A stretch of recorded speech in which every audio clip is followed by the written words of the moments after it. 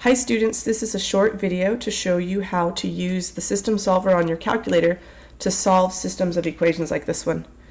In class we talked about using the system solver, but it requires that equations look like the first one, where we have the x and y term on the left hand side and then the 17, or the constant, on the opposite side. Our second equation is not in that format. It's in y equals mx plus b form, so we could use substitution here if we wanted, but that nasty fraction makes it look not very appealing. So let's instead change the second equation into the correct format. I'll start by multiplying both sides by 5 to clear that fraction out. So we get 5y equals negative 2x plus 20.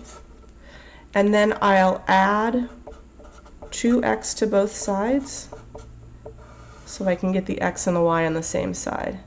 So we'll have 2x plus 5y equals 20.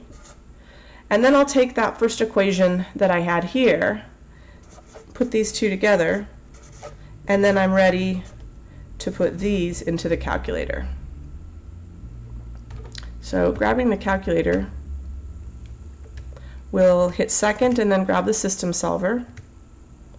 I'm going to enter in the coefficients from my equations. Go to 5, 20, and then we've got 3,